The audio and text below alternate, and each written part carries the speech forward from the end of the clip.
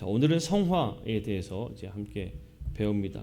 한마디로 이야기하면 성화란 무엇이냐면 한마디로 표현하면 예수 그리스도를 닮아간다라고 이야기할 수가 있습니다. 우리가 거룩한 삶을 살아감에 있어서 그저 그냥 정체되어 있는 것이 아니라 예수 그리스도를 닮아가는, 계속적으로 닮아가는 이 모든 것들을 성화라고 이야기합니다. 근데 이러한 성화에 대한 과정, 이런 부분들이 그냥 어떠한 신학적인 내용으로 이야기한 것은 아니고 성경 속에서 우리가 계속 성화되어야 감을 언급하고 가르쳐주고 우리에게 말해주고 있습니다.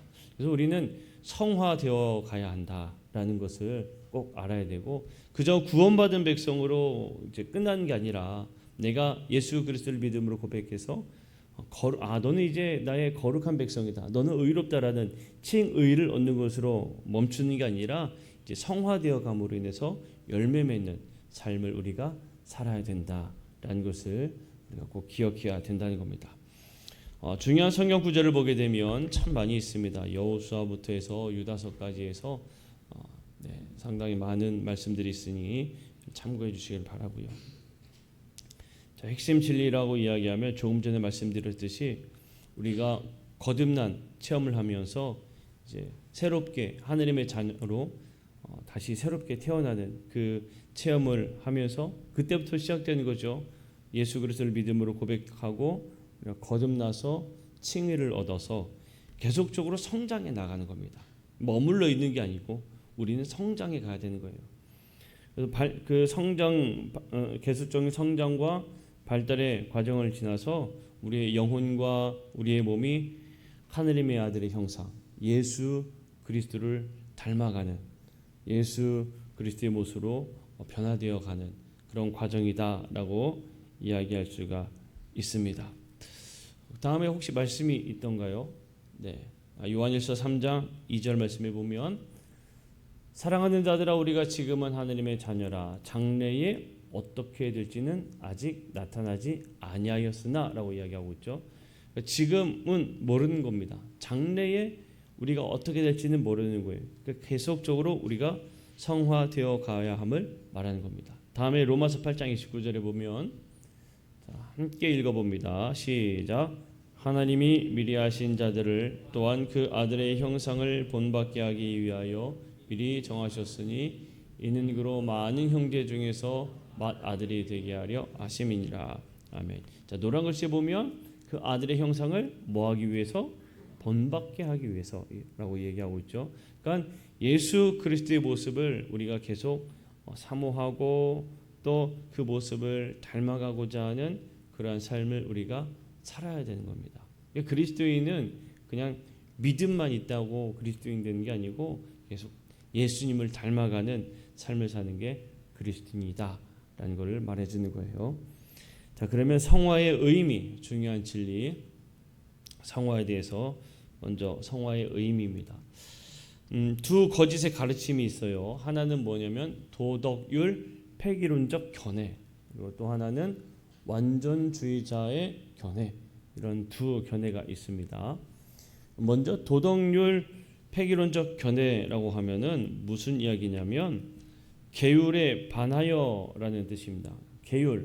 계율은 다른 이야기로 율법과도 이야기할 수가 있을 것 같아요. 반한다는 것은 뭡니까? 반대한다라는 거잖아요. 돌이킨다라는 의미인데, 이 견해는 뭐냐면 성경이 금하는 일, 그러니까 율법에 반대한다는 거잖아요. 성경이 금하는 거, 성경에서 하지 말라 하는 일을 그리스도인이 하더라도, 내가 이제 그리스도인이 되었어요. 하느님의 자녀가 된 겁니다.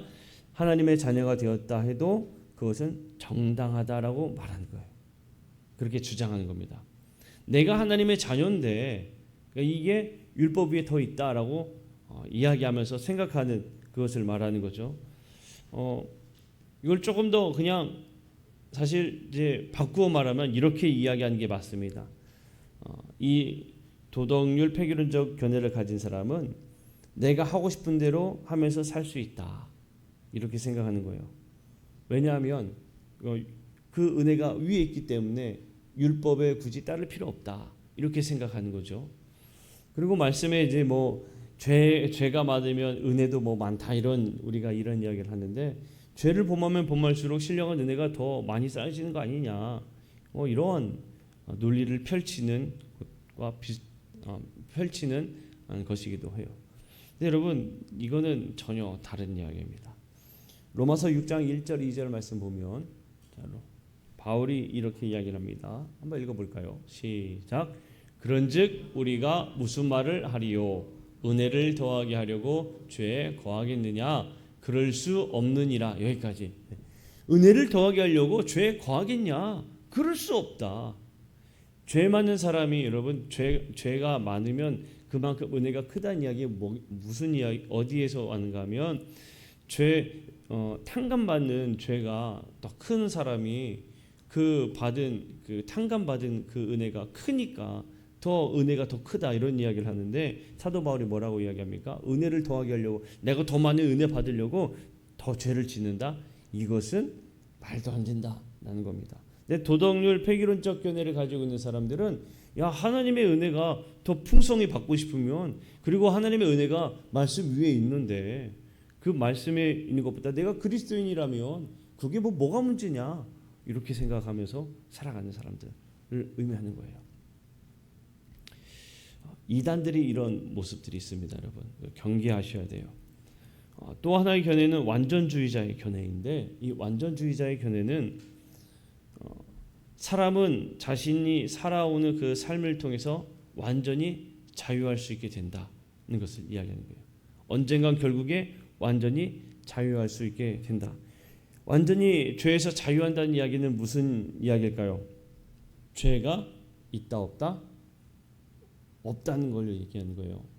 완전히 죄에서 자유한다는 이야기는 죄가 없다라는 걸 이야기하는 거예요. 죄가 결국에는 사라지는 삶을 살게 된다. 이것을 말합니다. 여러분 죄가 없는 분은 이 세상에서 딱 한 분입니다. 성경에서. 누구죠? 예수 그리스도예요. 예수 그리스도 외에는 죄가 없다 말할 수 있는 사람은 아무도 없습니다. 우리 인간은 아무도 죄가 없다 얘기할 수 없어요. 사도 요한이 요한 1서 1장 8절 보면 이렇게 이야기합니다. 한번 읽어볼까요? 시작. 만일 우리가 죄가 없다고 말하면 스스로 속이고 또 진리가 우리 속에 있지 아니할 것이요. 내가 죄가 없다 말하면 스스로 속이는 자이고 진리가 그 안에 없는 겁니다. 그러니까 내가 은혜 받아서 구원된 백성이 되었기 때문에 이제 나는 죄에서 자유하게 되었어 라는 게 이제 죄 없는 상태야. 그렇게 살아가는 거예요. 지금 보면 이제 첫 번째와 두 번째 거의 이제 비슷한 내용을 이야기하고 있는데 이렇게 이제 이야기하는 부분들의 이제 이단이 있어요. 특히 이제 구원파의 경우 이러한 부분들이 좀 강합니다. 내가 구원받았는데 내가 구원받았는데 무슨 문제냐? 난 하나님의 자녀인데 무슨 문제냐? 아니라는 겁니다. 전혀 잘못된 생각을 가지고 있는 거예요. 그러니까 이것은 거짓된 가르침이다는 것을 분명히 우리는 알아야 돼요. 그러면 성화의 성경적인 의미가 무엇이냐? 성화란 뭐냐? 성화란 떨어져 있는 것, 분리 이런 의미를 가지고 있습니다. 여러분 그러니까 떨어져 있는 것, 분리 이게 우리가 다른 성경에서 이야기하는 하나의 그 단어와 비슷합니다. 뭐냐면 거룩이에요. 거룩. 성화라는 이 영어의 단어가 두 부분에서 나타나요. 두 가지 원어를 찾아보면 히브리 구약 성경에서는 카도시 거룩하다라는 것, 그리고 헬라어 신약성에서 나오는 하기오스 마찬가지 거룩하다라는 곳에서부터 비롯됩니다. 그러니까 두 단어에서부터 이 성화가 비롯되는데 여기에는 수많은 이 어원을 이루게 돼요. 그러니까 성화의 히브리어 단어의 카도시의 의미를 이야기하자면 성도, 성결케 하다, 거룩한, 신성한, 신성하게 하다, 헌신하다라는 등의 이제 단어로 번역할 수가 있고요. 헬라어 단어인 이 하기오스를 보면 이 의미가 성도, 성화, 거룩, 신성, 헌신 등으로 번역하게 돼요. 일반적으로 이야기할 때 구약 성경에서 이야기하는 그 용어는 사물을 묘사하는 단어들이고요. 신약 성경에서 말하는 이 단어는 사람을 나타낼 때 쓰는 단어들입니다. 결국에 이것은 뭐냐면 말씀을 비추어 보면 사람도 그렇고 사물도 그렇고 모두 다 하느님의 목적을 드리기 위하여, 하느님의 목적을 이루기 위하여, 하느님의 목적이 뭐냐면 우리가 구원받는 겁니다. 우리가 구원받는 것을 드리기 위해 우리가 따로 구별된 것, 거룩하게 된 것, 그 상태에 있는 것을 말하는 거예요. 그게 성화라고 이야기할 수 있다는 겁니다. 성경에서 말하는 것은 결국에 성화되어 간다는 건 우리가 구원된 백성으로 하느님이 원하신 바를 이루기 위한 그 목적에 있다라고 이야기해 주는 거예요. 성화의 세 단계, 믿는 자들을 위한 영원히 이제 성결인데 남겨주시고 성화의 세 단계를 이야기할 수가 있습니다. 쉽게 이야기하면 성화의 세 단계는 어떻게 이야기할 수 있느냐? 시점으로 볼 수 있어요. 과거, 현재, 그리고 어디겠어요? 미래. 과거, 현재, 미래로 볼 수 있습니다. 자, 믿는 자의 체험이 바로 과거예요. 믿는 자의 체험. 내가 예수 그리스도를 믿음으로 고백하면서 체험을 받았을 때, 그때부터 이미 우리는 성화가 시작된다는 거예요. 그러니까 성화가 이루어진다는 게 어떤 저 먼 이야기가 아니에요. 우리가 예수 그리스도를 믿음으로 고백하는 그 순간부터입니다. 한번 말씀을 볼까요? 자, 고린도전서 6장 11절 말씀인데 그냥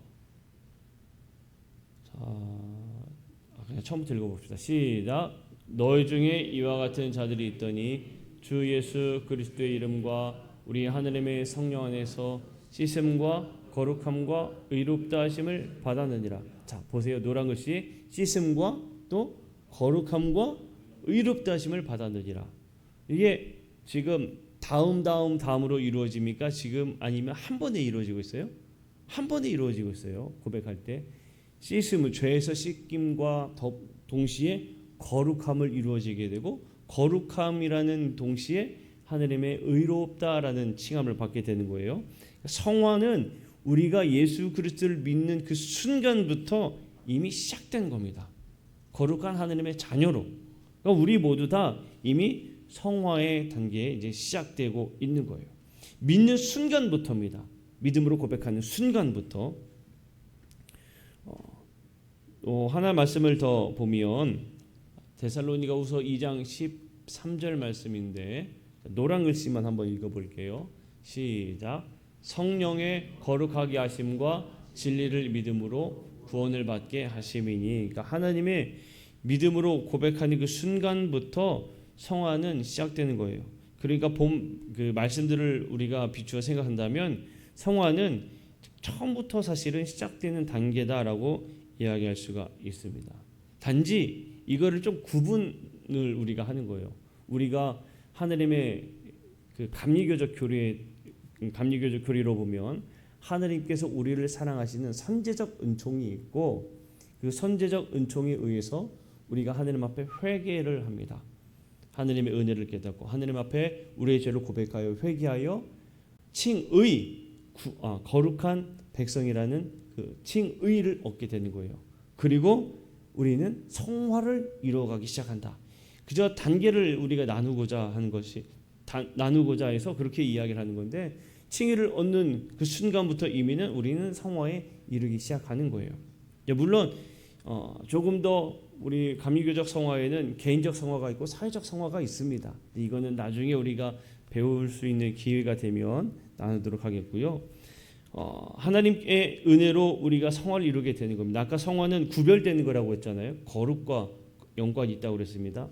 그러니까 믿음으로 고백되는 순간 하느님의 자녀가 되었으니, 하느님의 자녀는 세상과 똑같은 그 위치에 있는 게 아니라는 거예요.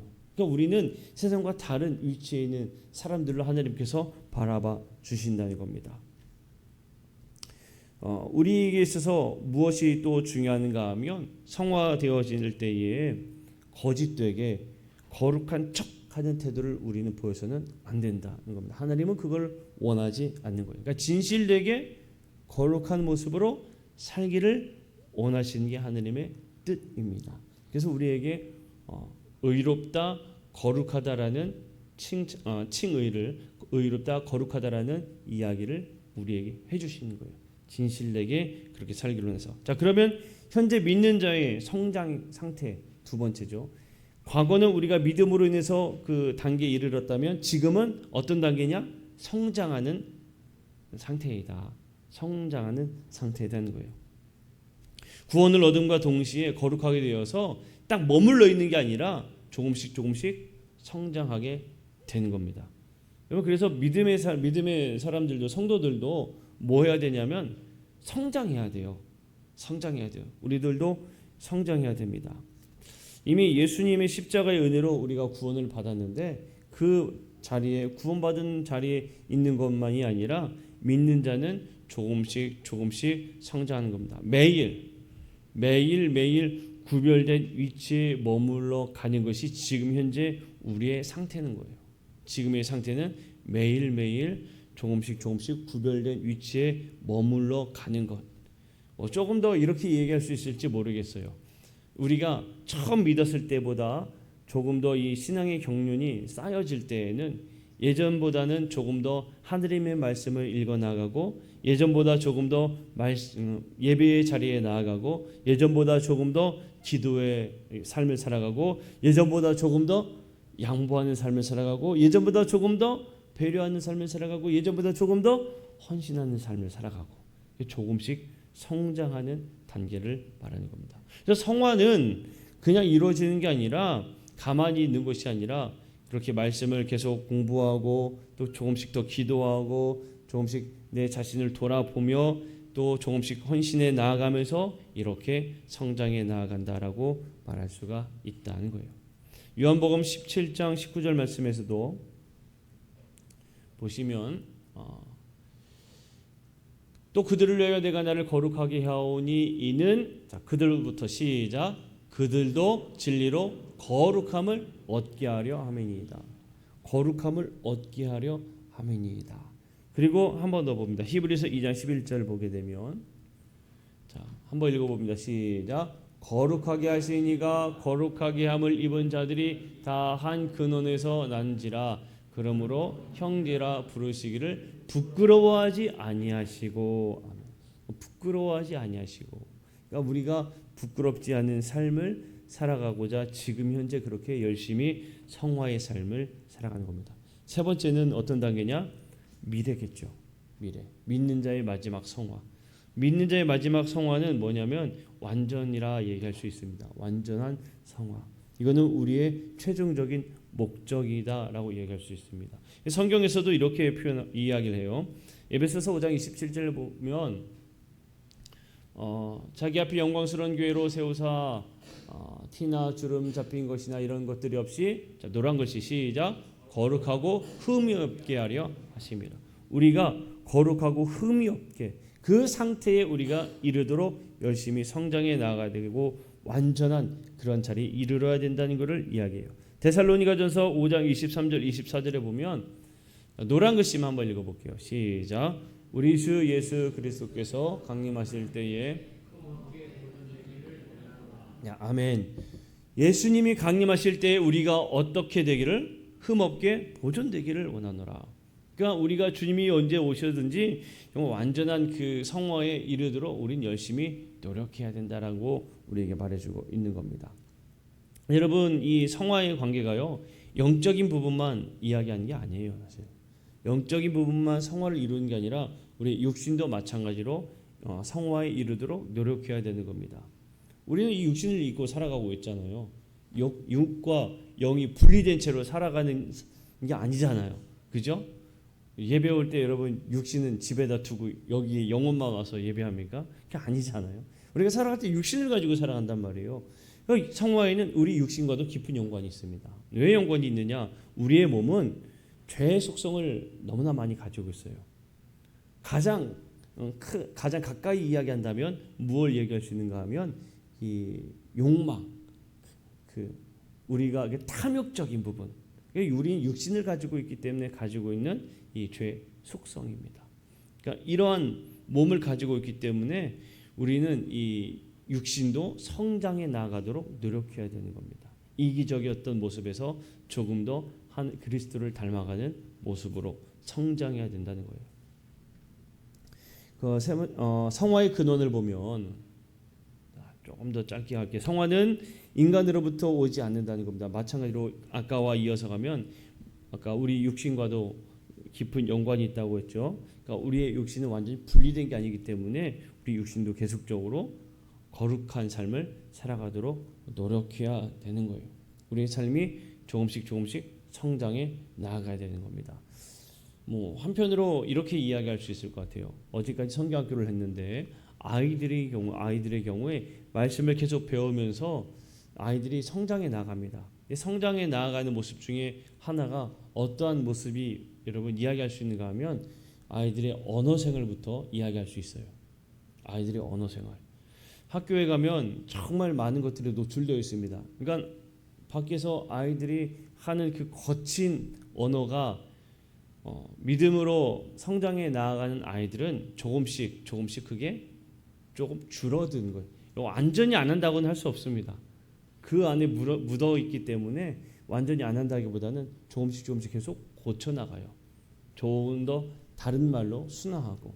그러니까 이렇게 조금씩 우리의 몸이 바뀌어 나가기 때문에 성화는 인간으로부터 뭔가 온다?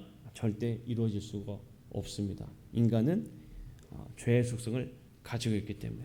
그러면 성화는 어디서부터 오느냐? 먼저 하나님으로부터 오죠. 성화는 하나님으로부터 옵니다. 하나님께서 거룩하게 해주시는 겁니다. 유다서 1장 1절에 보면 곧 하나님부터 봅니다. 노란 것이 곧 하나님. 시작. 곧 하나님 아버지 안에서 사랑을 얻고 하나님으로부터 그 은혜를 받기 시작한다는 것을 말하는 거예요. 베드로전서 3장 15절 말씀에도 없네요. 네, 넘어갑시다. 베드로전서 3장 15절 말씀에도 마찬가지로 그러한 말씀들을 동일하게 해주세요. 성화는 하나님으로부터 오고 두 번째로 어디서부터 오겠습니까? 예수 그리스도로부터 옵니다. 그리스도를 주로 영접하는 그 순간부터 우리에게 다가온다는 거예요. 넘겨주세요. 말씀 볼게요. 히브리서 10장 10절 말씀 볼까요? 시작. 이 뜻을 따라 예수 그리스도의 몸을 단번에 들이심으로 말미암아 우리가 거룩함을 얻었노라. 그리스도의 몸을 단번에 들이심, 이게 무슨 이야기입니까? 십자가의 사건을 의미하죠. 십자가의 사건을 통해서 우리가 거룩한 백성이 되었음을 말해주고 있는 거예요. 그리고 마찬가지로 히브리서 10장 14절에도 동일하게 그런 말씀을 합니다. 함께 읽어봅니다. 시작. 그가 거룩하게 된 자들을 한 번의 제사로 영원히 온전하게 하셨느니라. 한 번의 제사로. 예수 그리스도의 죽으심, 예수 그리스도로부터 성화는 이루어지기 시작한다라고 이야기하는 겁니다. 그 다음에 성부 하나님, 성자 예수님이 있으면 또 뭐가 남았겠어요? 성령님으로부터 이루어진다는 것을 우리가 알게 돼요. 성령은 우리가 죄를 깨닫게 해주고 우리가 구원받은 백성이 되었음을 알게 해주십니다. 데살로니가후서 2장 13절 말씀 보면 여기에서도 마찬가지로 주께서 사랑하신 형제들아 우리가 항상 너희에 관하여 마땅히 하나님께 감사할 것은 하나님이 처음부터 너희를 택하사 성령의 거룩하게 하심과 성령의 은혜로 이것이 이루어진다라고 분명히 말하고 있습니다. 자, 여러분 이 말씀들이 이어졌을 때에 사도들에게 있어서 어떠한 문제가 또 그들에게 분명히 그때 당시 있었는가 하면 이방인의 구원도 마찬가지로 있었습니다. 왜냐하면 사도들은 모두 다 유대인들이었거든요. 그래서 이방인들의 성화에 관련돼서도 마찬가지로 이 문제에 분명히 성령의 은혜로 이루어짐을 말해주고 있어요. 로마서 15장 16절 말씀을 보게 되면 이방인을 위하여 노란 것이 성령 안에서 시작. 성령 안에서 거룩하게 되어 받으실 만하게 하려 하심이라. 이방인들도 마찬가지로 성령의 은혜를 분명히 언급하고 있다는 겁니다. 그리고 성화는 성부 하나님, 성자 예수님, 성령으로부터 온다면 또 무엇으로 이루어지기 시작하는가 하면 바로 말씀으로 이루어진다라는 거예요. 왜냐하면 말씀은 진리이기 때문에 그렇죠. 요한복음 17장 17절에 있듯이 그들을 진리로 거룩하게 하옵소서. 아버지의 말씀은 진리니이다 라고 말하고 있고, 에베소서 5장 26절에서도 이는 곧 물로 씻어 말씀으로 깨끗하게 하사라고 이야기하고 있습니다. 그렇게 그 성화는 하나님과 예수님과 성령으로부터 그리고 말씀으로부터 우리가 이루어진다라고 말하고 있어요. 그러면 성화되어진 것에 대한 증거가 있어야 되겠죠. 성화의 증거입니다. 성화의 증거를 우리가 어떻게 발견할 수 있느냐? 첫 번째로 성도는 하나님만 섬기는 겁니다. 하나님을 섬기는 것. 세상에 사는 동안에 하나님을 섬기면서 우리가 계속 성화되어 간다는 그 첫 번째 증거가 우리에게 나타나고 있는 거예요. 요한복음 17장 19절에서 또 그들을 위하여 내가 나를 거룩하게 하오니 라는 말씀을 하고 계신데, 내가 나를 거룩하게 하오니 라는 이 말씀은 예수님의 말씀은 완전하고 거룩하고 죄가 없으신 분이다라는 것을 의미하는 겁니다. 예수님의 말씀, 오직 하느님만 섬기는 일에 다할 때에 성도는 성화되어 간다라는 첫 번째 증거가 나타나는 거예요. 그리고 또 어떤 모습이 나타나는가 하면 구원받은 성도들은 역경 속에서도 하나님만을 섬긴다는 겁니다. 그냥 하나님을 섬기는 것이 좋은 평안한 가운데만 나타나는 게 아니라 내가 힘들고 어려울 때 그 순간에도 하나님을 섬기는 모습이 고스란히 나타난다는 거예요. 베드로전서 1장 6절 7절 말씀 함께 읽어봅니다. 시작. 그러므로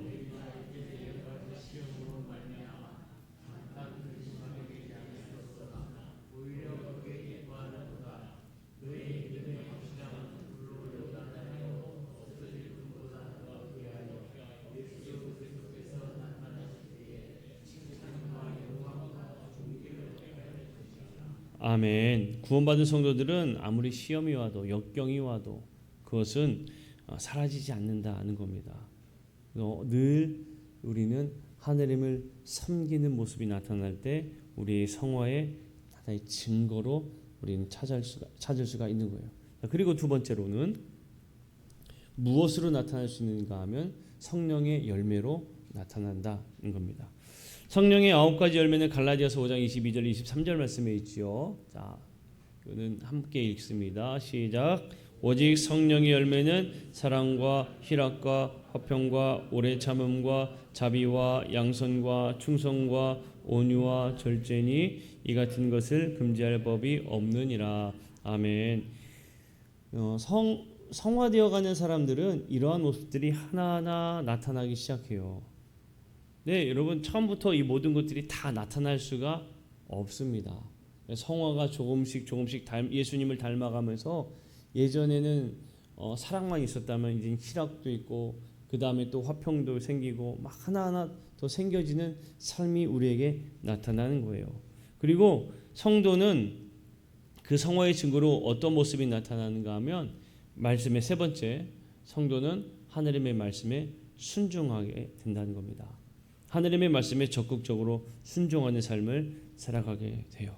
하나님의 말씀에 순종하는 사람은 어떤 모습을 나타나는가 하면 말씀을 매우 즐거워합니다. 시편 1편 2절에 있는 말씀처럼 오직 여호와 율법을 즐거워하여 그의 율법을 죄하러 묵상하는도다라고 말씀하시는 것처럼 늘 그 말씀에 순종하는 사람은 말씀을 즐거워하고요. 또 하나님의 말씀에 온전히 순종하는 삶을 살아갑니다.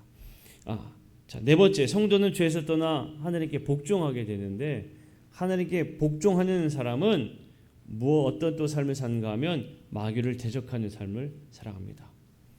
야고보서 4장 7절 말씀 함께 읽습니다. 시작. 그런즉 너희는 하나님께 복종할지어다 마귀를 대적하라 그리하면 너희를 피하리라. 아멘. 하나님의 말씀에 순종하는 사람들은 성화되어 가는 사람들은 여러분 마귀에 대적합니다. 영적으로 늘 승리하고자 깨어있는 삶을 살아간다는 거예요. 그리고 또 하나 그리스도인은 하나님과 가까이 하면서 또 어떤 삶을 살아가느냐 더 겸손한 삶을 살아가게 된다는 겁니다. 야고보서 4장 8절 10절 말씀인데 8절 10절 말씀 이어서 읽습니다. 시작. 하나님을 가까이 하라 그리하면 너희를 가까이 하시리라. 죄인들아 손을 깨끗이 하라. 두 마음을 품은 자들아 마음을 성결하게 하라. 주 앞에서 낮추라 그리하면 주께서 너희를 높이시리라. 아멘. 성화의 증거 중에 하나는 겸손함입니다. 겸손함. 우리가 그 겸손함을 찾을 때에 우리는 성화되어 가는구나라는 걸 알게 되고요. 그리스도인은 또 언제 이 성화의 모습이 나타나느냐? 늘상 대화 속에서, 우리의 행실 속에서 이 모습이 나타납니다. 어떤 특정한 모습이 아니에요. 거룩한 모습이라고 해서 저기 멀리서 보았을 때에 어떤 특정한 상황 속에 그 거룩함이 탁 하고 나타나는 게 아니고, 일상의 우리가 대화 속에서도 그 성화의 모습이 나타나야 되는 거예요. 베드로전서 1장 15절 16절 보면 읽어볼게요. 시작. 오직입니다. 오직 시작. 오직 너희를 부르신 거룩한 이처럼 너희도 모든 행실에 거룩한 자가 되라.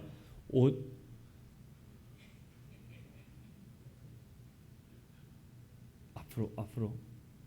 네. 그리고 16절로 똑같네요. 15절 16절 제가 잘못 본 것 같습니다. 죄송합니다. 그러니까 너희도 모든 행실에 거룩한 자가 되라라고 이야기하는, 모든 행실에는요, 우리의 말도 포함되는 거고요, 우리가 행동하는 행하는 삶의 속에 나타나는 모습도 포함되는 겁니다. 그러니까 우리의 대화 속에서부터, 행동 속에서부터 여러분 거룩함이 계속 묻어나도록 우리 노력하는 삶을 살아야 되는 거예요. 그러니까 나도 모르게 불쑥 어떤 이게 튀어나오는 습관적인 그런 대화가 있다면 그것도 조금씩 고쳐 나가는 겁니다. 내 일반적인 내 삶 속에서도 나도 모르게 불쑥 해냈던 그런 죄된 모습도 조금씩 고쳐 나가는 거예요. 그게 성화되어 가는 모습의 증거이다는 겁니다. 자, 말씀을 정리하면 성화는 세 가지의 시제로 이야기했어요. 과거와 현재와 미래. 과거는 우리가 믿음으로 고백하는 순간부터 성화는 이미 시작되었고, 지금 현재는 성화되어 가는 과정인 것이고, 미래는 우리가 추구해야 할 모습이다라는 겁니다. 이 모습들이 우리의 지금 현재의 삶 속에서 고스란히 나타나야 된다라는 것을 우리에게 말해주고 있습니다. 여러분, 하나님의 말씀을 더욱더 사모하면서 또 우리 더욱더 기도하고 말씀 보고 또 예배할 때에 그저 그 자리에만 있는 것으로 끝나는 게 아니라 우리의 모습 속에서도 조금씩 변화가 이루어지는 삶이 되기를 축복합니다. 개인적 성화는, 한마디로 얘기할 때에 개인적 성화는 내 자신이 조금씩 변화되어가는 과정이고, 사회적 성화는 우리가 사회에 섬기는 일들을 할 때에 그것을 사회적 성화라 이야기하는 거예요. 나 혼자만 하는 것이 아니라 우리 이웃들을 돌보고 우리 이웃들을 향해서 사랑을 베풀 때 사회적 성화라 이야기하는 겁니다. 자, 우리 모두 다 개인적 성화뿐만 아니라 사회적 성화까지 이루어감으로 인해서 정말 참된 그리스도인된 모습이 나타나는 우리 모든 성도들이 되기를 간절히 축복합니다. 우리 함께 원하고 바라고 기도합니다. 마지막으로 함께 찬양하고 기도하고 마치겠습니다.